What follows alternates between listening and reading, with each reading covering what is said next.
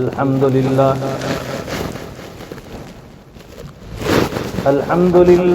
وكفى وسلام على عباده الذين اصطفى خصوصا على أفضلهم وخاتم النبيين محمد الأمين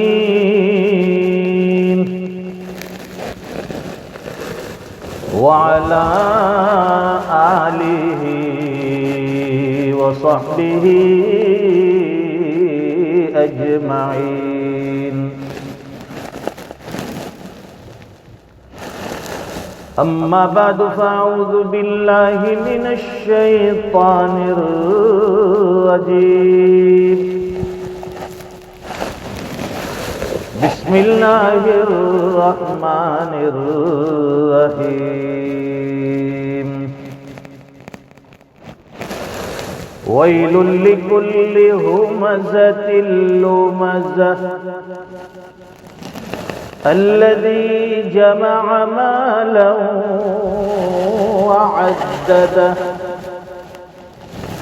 يحسب أن ماله أخلده صدق الله العظيم. وقال النبي صلى الله عليه وسلم الدنيا سجن المؤمن وجنة الكافر. وقال النبي صلى الله عليه وسلم المسلم من سلم المسلمون من لسانه ويده. صدق رسوله النبي الأمي الحبيب الكريم ونحن على ذلك لمن الشاهدين والشاكرين والحمد لله رب العالمين. آج جمعہ کا مبارک دن ہے، اس لیے ایک مرتبہ عظمت اور محبت کے ساتھ درود پاک بھی پڑھیں. اللهم صل على سيدنا ومولانا محمد وعلى آل سيدنا محمد وبارك وسلم. بزرگان محترم، برادران اسلام، ملت اسلامیہ کے جوانوں اور دینی بھائیوں، اللہ تعالیٰ نے یہ دین بڑا آسان کر کے ہمیں عطا فرمایا. الدین یسر، دین بالکل آسان ہے. اس کے ماننے والوں کے لیے، اس پر چلنے والوں کے لیے، اس پر عمل کرنے والوں کے لیے. اگر ہم اپنے دل دماغ میں، اپنے ذہن میں یہ بات بٹھا لیں کہ ہمیں شریعت اسلام پر عمل کرنا ہے، 100% مذہب اسلام کو فالو کرنا ہے، تو یہ چیز ہمارے لیے آسان ہو جاتی ہے کہ ہم اسلام پر 100% عمل کریں. اس کو مشکل ہم نے بنا دیا ہے. مثال کے طور پر اگر کوئی آدمی کسی ایسی جگہ کام کرتا ہے، لوگ سمجھتے ہیں کہ یہاں کام کرنا بڑا مشکل ہے، بڑا ہارڈ ورک ہوتا ہے یہاں پر، اور ڈیوٹی بھی زیادہ ہے، ٹائم بھی وہ لوگ زیادہ لیتے ہیں. اب ایک آدمی جب ابتدا میں کام پر لگتا ہے، اس کے دل دماغ میں یہ بات بیٹھی ہوئی ہے کہ یہاں کام کرنا مشکل ہے اور اچھے اچھے لوگ ہار گئے ہیں. کام بڑا مشکل ہوتا ہے، تکلیف کا ہوتا ہے، محنت کا ہوتا ہے. تو پہلے سے ذہن میں یہ بات بیٹھی ہے کہ یہاں کام مشکل ہوتا ہے تو آدمی آدھی ہمت اپنی توڑ دیتا ہے، اور جو آدمی یہ ٹھان لیتا ہے کہ کچھ بھی ہو جائے مجھے یہاں کام کرنا ہے، اپنا گزر بسر اور اپنے گھریلو اخراجات اسی کام کے ذریعے سے مجھے ملنے والے ہیں، تو اس آدمی کے لیے وہ کام کوئی مشکل نہیں ہوتا۔ 2-4 دن، ہفتہ، 2 ہفتہ، 1 مہینہ وہ کام کرتا ہے، پھر اس کی وہ عادت ہو جاتی ہے، پھر مشکل کام بھی آسان ہو جاتا ہے۔ دیکھا ہوگا کہ ایک جگہ پر آدمی 10 سال، 20 سال، 30 سال تک وہ کام کرتا ہے، ایک ہی فیکٹری میں، ایک ہی کارخانے میں، ایک ہی دکان میں۔ اب اس کی وہ طبیعت بن گئی ہے کہ مجھے روزانہ اتنے بجے اٹھنا ہے، اتنے بجے یہ کام کرنا ہے، اتنے بجے یہ صفائی کرنی ہے، اتنے بجے گھر پہنچنا ہے۔ اب یہ روزانہ کے اعتبار سے اس کی طبیعت بنی ہے، کام اس کے لیے آسان ہو گیا۔ بالکل شریعت اسلام اس پر چلنا اور اس پر عمل کرنا بھی ایسا ہی ہے۔ اگر دل دماغ میں یہ بات بیٹھی ہوئی ہے کہ اسلام پر عمل کرنا بڑا مشکل ہے، ہمارے لیے چلنا دشوار ہے، تو آدمی ہمت ہار جاتا ہے، کبھی نماز پڑھتا ہے، کبھی چھوڑ دیتا ہے، کبھی کوئی عمل کرتا ہے، کبھی نہیں کرتا ہے، کیونکہ اس کے ذہن میں پہلے سے یہ بات بیٹھی ہوئی ہے کہ بڑا مشکل ہے فالو کرنا، چلنا۔ اور جو آدمی یہ ٹھان لیتا ہے کہ کچھ بھی ہو جائے مجھے شریعت پر عمل کرنا ہے، شریعت اسلام کو فالو کرنا ہے، تو ابتدا میں چند دنوں کے لیے مشکلیں ہوگی۔ فجر کی نماز میں آنا، کام کاج کے ساتھ دوسری نمازوں کا اہتمام کرنا، ابتدا میں یہ مشکل ہوتا ہے، لیکن پھر انسان کی طبیعت بن جاتی ہے۔ راتوں میں تہجد کے لیے اٹھنا ابتدا میں مشکل، لیکن جب طبیعت بن جاتی ہے تو وہ سارے اعمال آسان کر دیتے ہیں اللہ تعالیٰ۔ اسی طرح روزے کی عبادت، جب رمضان آتا ہے تو پہلے سے ہمارے ذہن میں، دل دماغ میں یہ بات بیٹھی ہے کہ اس مرتبہ کا رمضان شاید بڑا مشکل ہوگا، بڑے لمبے روزے ہوں گے، گرمی کا زمانہ ہوگا، اور میں بیمار ہوں، شوگر پریشر کا مریض بھی ہوں، تو میرے لیے کام کہیں مشکل نہ ہو جائے۔ آدمی ڈرتا ہے، ہمت کر کے 1 روزہ رکھتا ہے، 2 روزے رکھتا ہے، 3 رکھتا ہے، پھر وہ روزے والی عبادت بھی اللہ تعالیٰ اس کی ایسی آسان کر دیتے ہیں کیونکہ اب اس کی طبیعت بن گئی۔ اب اگر یہ 10-12 دن گزر گئے، پتہ بھی نہیں چلے گا کہ کب عید آ جائے گی اور رمضان ختم ہو جائے گا۔ اور ہماری طبیعت ایسی بنی ہے کہ اگر سال بھر بھی اب روزے رکھوائے جائے مسلسل تو آسان ہو جائے، کیونکہ رمضان میں یہ طبیعت بنی اور اللہ تعالیٰ نے ہمارے لیے آسان کر دیا، تو روزے کی عبادت ہمارے لیے آسان۔ اسی طرح تلاوت قرآن، قرآن کریم اللہ نے اسی مقدس مہینے میں نازل فرمایا، اور رمضان کے روزے کی عبادت بھی اللہ نے اس کے ساتھ مخصوص رکھی۔ اس میں 2 عبادتیں، 3 عبادتیں۔ شہر رمضان الذی انزل فیہ القرآن، حق تعالی شان فرماتے ہیں کہ یہ رمضان کا وہ مقدس مہینہ ہے جس مہینے میں ہم نے اپنی مقدس کتاب، اپنے پاک کلام کو نازل کیا، اتارا ہے۔ تو سب سے بڑی نسبت کلام اللہ اسی مہینے میں اللہ نے اتارا۔ شہر رمضان، رمضان کا مہینہ، انزل فیہ القرآن، جس میں اللہ نے قرآن کریم کو اتارا، نازل فرمایا۔ تو رمضان کی یہ عبادت۔ اب قرآن کریم عام دنوں میں پڑھنا ہمارے لیے مشکل، اگر پڑھ لیں گے صبح یاسین پڑھ لی، پھر وقت ملا تو رات کو سورہ واقعہ کچھ پڑھ لیا، لیکن رمضان میں اللہ تعالیٰ یہ عبادت بھی آسان کر دیتے ہیں، تلاوت قرآن والی۔ چند دنوں کے لیے یہ بھی مشکل ہوتا ہے، بہت سے جوان ہمارے، بہت سے لوگ شکایت کرتے ہیں، بھئی تلاوت قرآن کرو، قرآن کریم اٹھاؤ، اس کو پڑھو، اللہ کیا فرما رہے، کیا میسج دیا ہے ہمیں، یہ غور کرو اس میں۔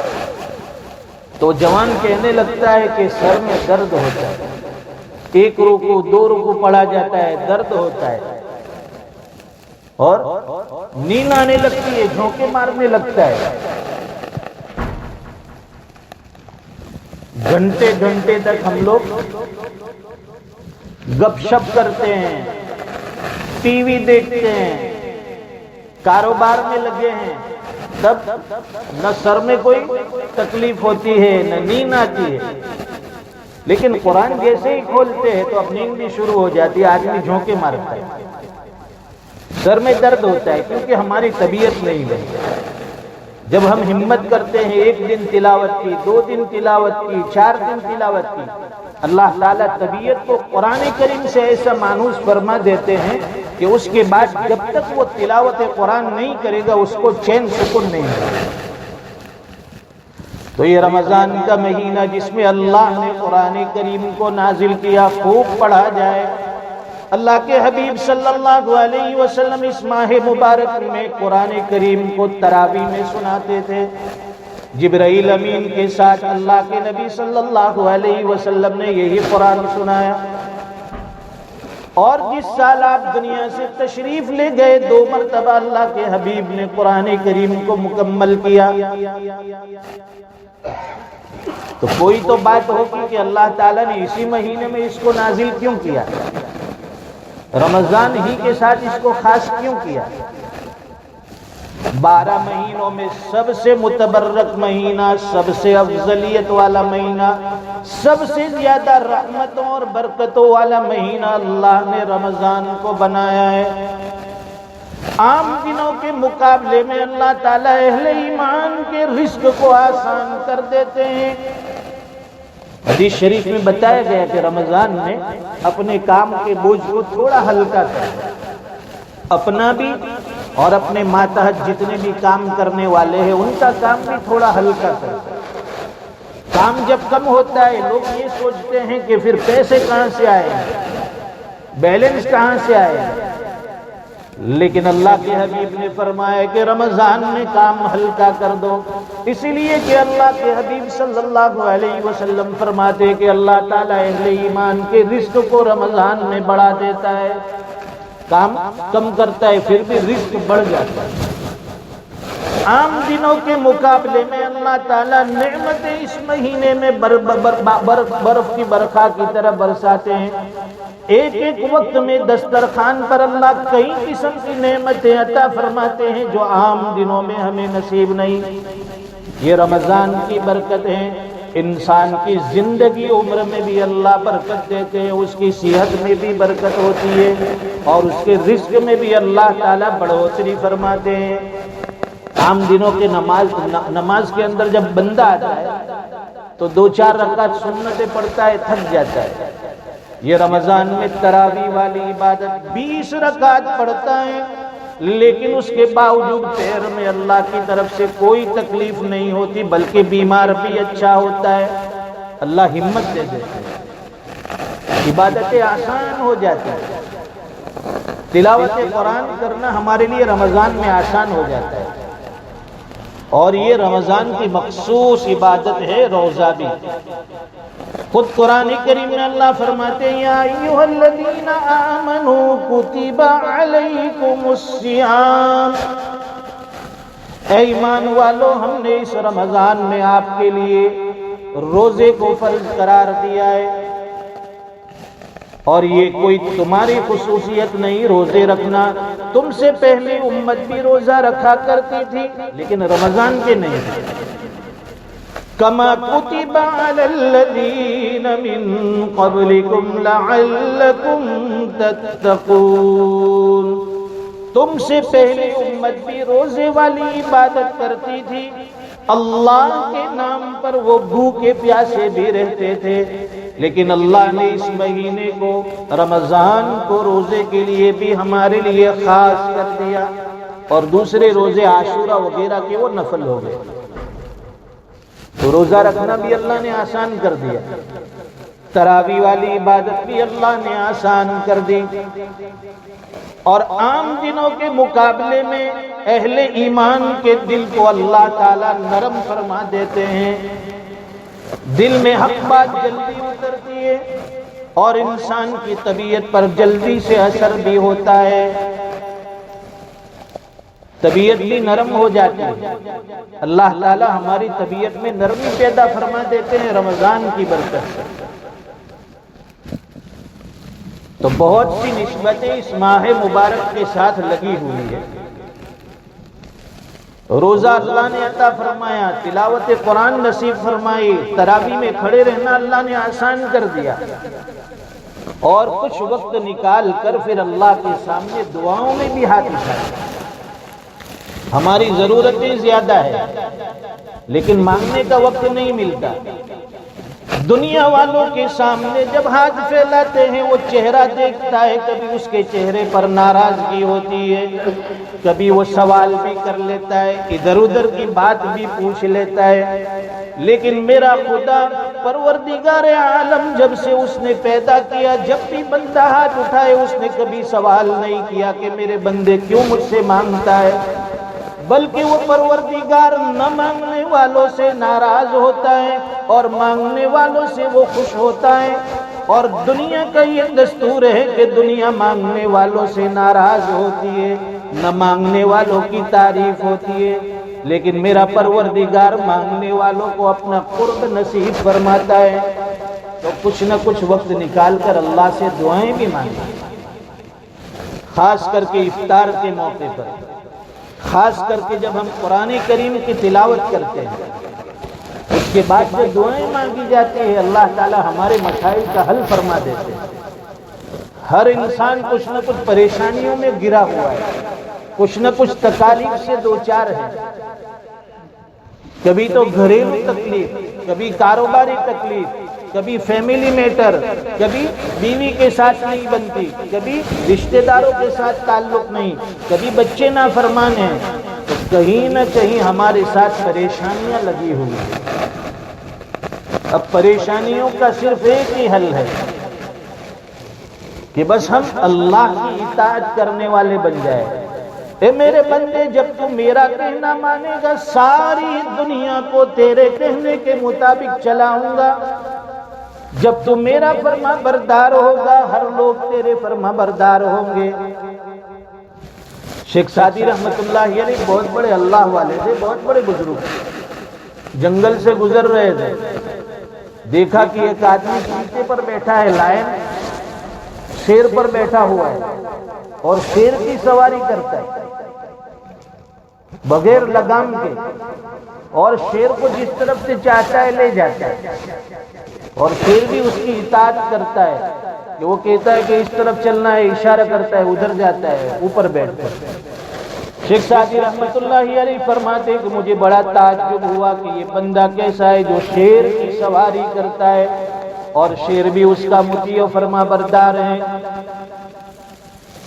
تو اس شخص نے کہا تو از حکم تاور گردن نہ پیچ کے گردن نہ پیچد از حکم تو ہے، فرمایا کہ اللہ کے بندے تو اللہ کے حکموں سے اطاعت مت، اللہ کے حکموں کی خلاف ورزی مت کر، دنیا کی کوئی مخلوق تیری خلاف ورزی نہیں کرے گی، تیرے حکم کو نہیں توڑے گی۔ سب ہماری مانیں گے جب ہم اللہ کی مانیں گے۔ ہم اللہ کی اطاعت نہیں کرتے، فرما برداری نہیں کرتے، مان کر نہیں دیتے، اور چاہتے ہیں کہ بیوی ہماری مان کر دے، یہ نہیں ہو سکتا، اولاد ہماری مان کر دے، یہ بھی نہیں ہو سکتا، مزدور اور کام کاج کرنے والے ہمارے حکموں کو مانے، یہ بھی ممکن نہیں۔ جب تک ہم اللہ کے حکم کو 100% پورا نہیں کریں گے تب تک اللہ کی مخلوق ہماری اطاعت پہ آنے والی نہیں ہے۔ ہم نے اللہ کے حکموں کو توڑا تو ظاہر ہے کہ دنیا کی مخلوق ہمارے حکموں کو نہیں مانے گی۔ اپنے آپ کو اس قابل بناؤ۔ اللہ نے جب حکم دیا میرے بندے اٹھ جا، فجر کی نماز کا وقت ہو گیا ہے، رات کی بیداری ہے، تھکا ہوا ہے کام کاج سے، طبیعت میں بھی سستی ہے، کچھ بیماری بھی ہے، اس کے باوجود وہ اٹھتا ہے، وضو کرتا ہے، نماز کے لیے آتا ہے۔ طبیعت پہ بوجھ پڑا لیکن اللہ کا ایک حکم ادا ہو گیا۔ اسی طرح ہر نماز میں آنا مشکل ہوتا ہے، کوئی آسان نہیں ہے یہ نمازوں میں چل کر آنا، یہ اللہ کی توفیق سے ہم یہاں آتے ہیں۔ یہ کرم بھی، یہ اللہ تعالیٰ نے یہ جو ہمیں یہاں یہ توفیق بھی انہی کے کرم کا صدقہ ہے۔ نمازوں میں آنا یہ اللہ کی توفیق کا کرم، توفیق ہے اور اس کا کرم ہے۔ یہ توفیق بھی انہی کے کرم کا صدقہ ہے، یہ قدم اٹھتے نہیں اٹھائے جاتے ہیں، اللہ کی طرف سے ہمارے یہ قدم اٹھائے جاتے ہیں۔ تو قرآن کریم میں اللہ تعالیٰ نے اہل ایمان کو خطاب فرمایا، وَيْلٌ لِكُلِّ هُمَزَةٍ لُمَزَةٍ، ہلاکت ہے، بڑا خسارہ ہے، بڑا نقصان ہے، ہمزہ اور لمزہ کے لیے، یعنی عیب جو کے لیے اور عیب گو کے لیے، عیب تلاش کرنے والوں کے لیے اور عیب بیان کرنے والوں کے لیے۔ ایک ہوتا ہے عیب جو، یعنی عیب تلاش کرنا، کسی کی برائی ڈھونڈنا۔ بعض لوگوں کی نگاہیں ایسی میلی ہوتی ہے کہ اچھے اچھے انسانوں کے اندر سے بھی وہ کیڑے نکال دیتے ہیں، برائی کھینچ لیتے ہیں۔ اور ایک ہوتا ہے لمزہ کا معنی عیب گو، کہ کسی کے بارے میں بھی اس کے سامنے اس کا نام چھیڑ دو، اس کے اندر سے وہ برائی تلاش کر لے، عیب اس کی بیان کرے گا، جس کو قرآن کریم نے دوسری جگہ غیبت کہا ہے، بیک بائٹنگ کہا ہے۔ تو یہ دونوں چیزوں سے خاص رمضان میں اپنی زبان کی حفاظت کرنی، نہ ہم عیب ڈھونڈنے والے بنے، نہ کسی کا عیب بیان کرنے والے بنے۔ جب ہم کسی کا عیب بیان کرتے ہیں، ظاہر ہے اللہ ایسے لوگوں کو پیدا کریں گے جو ہماری برائی بیان کریں گے، ہماری غیبت کریں گے۔ کوئی ہماری برائی کرے تو ہمیں تکلیف ہوتی ہے، لیکن ہم کسی کی برائی کریں گے تو ہمیں بڑا مزہ آتا ہے۔ یہ سب شیطانی عمل ہے، یہ نفس کی بہت بڑی بیماریاں ہیں، یہ بڑی بیماری ہے عیب گو اور عیب جو ہونا۔ اللہ تعالیٰ امت کی حفاظت فرمائے۔ پہلے تو یہ سننے میں آتا تھا کہ یہ مرض اور بیماری صرف عورتوں میں ہے، عیب دیکھنا اور عیب بیان کرنا، لیکن آج مرد بھی عورت کے مقابلے میں پیچھے نہیں ہے، برابر کے شریک ہو گئے۔ جہاں دو کھڑے ہوتے ہیں تیسرے کی برائی شروع ہو جاتی ہے، جہاں تین ہوتے ہیں چوتھے کی برائی شروع ہو جاتی ہے۔ شیطان بھی بڑا چالاک ہے، پہلے تعریف کرواتا ہے کہ فلاں بندہ بڑا اچھا ہے، بڑا نیک ہے، بڑا متقی ہے، پھر ذرا یو ٹرن لیتا ہے، لیکن مگر، تو یہ جو ہے یو ٹرن، لیکن جہاں آتا ہے مگر آتا ہے، سمجھو شیطان ہمیں دوسری پٹری پر لے جاتا ہے، دوسرے راستے پر لے جاتا ہے، پھر اس کی برائی شروع ہو جاتی ہے۔ اللہ تعالیٰ اس رمضان کے مقدس مہینے کی ہمیں قدردانی دے، ہماری زبان کی، نگاہوں کی، ہاتھ پیر کی، ہر عضو کی اللہ تعالیٰ گناہوں سے حفاظت فرمائے۔ جو بھی عبادات وہ اللہ تعالیٰ ہوئی ہے اس کو قبول فرمائے، اور باقی عبادتیں اللہ تعالیٰ ہمارے لیے آسان فرما دے۔ ہمارے حضرت مولانا عبد الرحیم صاحب کا حکم تھا کہ جمعہ کے اندر حاضر ہو کر چند منٹ آپ کے سامنے کچھ دین کی نصیحت ہو جائے، بس نصیحت کا تو میں خود بھی محتاج ہوں۔ اللہ تعالیٰ کہی سنی باتوں پر عمل کی توفیق دے، اور ماشاءاللہ دیکھتے ہی دیکھتے اللہ تعالیٰ نے ایک خوبصورت مسجد ہمارے سامنے یہ کھڑی کر دی۔ جب ابتدا میں حضرت مولانا نے اس کو لیا تھا، میں نے خود آ کر دیکھا تھا، اتنی پرانی جگہ تھی اور اتنی ویران جگہ تھی، سوچتا تھا کہ یہاں کیسے مسجد آباد ہوگی۔ اوپر کا منظر جب دیکھا تو وہاں اوپر چوہے بھی ہے اور ایک طرف کوڑا کرکٹ پڑا ہوا ہے، سامان بکھرا ہے، لیکن جب آدمی محنت میں لگتا ہے، کوشش کرتا ہے، یہ اللہ کے گھر کے لیے محنت تھی، ایک خوبصورت مسجد بھی تعمیر ہو گئی، اوپر بھی ابھی کام چل رہا ہے۔ اللہ تعالیٰ اس کام کو بھی آسان کر دے۔ مسجد تو بن گئی ہے، اب اس کی آبادی کی اللہ تعالیٰ ہمیں فکر نصیب فرمائے، اور مسجد کے جو بھی ضروری کام ہیں اللہ تعالیٰ ہمیں بھی مسجد کی خدمت کے لیے قبول فرما لے۔ وآخر دعوانا الحمدللہ رب العالمین۔